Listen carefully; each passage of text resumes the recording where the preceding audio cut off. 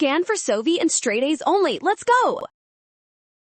Equilibrium constants can be tricky, but we will solve this fast. Let's find the Kp value for this reaction using the given partial pressure data. First, we must write the equilibrium expression. Place the products NO and chlorine in the numerator and the reactant NOCl in the denominator. Remember to square the NO and NOCl pressures. Next, substitute the values from the table into our formula. We have 2 squared times 2, all divided by 1 squared. This setup is essential for getting the correct numerical result. Finally, calculate the result. 2 squared is 4, times 2 is 8, divided by 1 is 8. Option D is the final answer.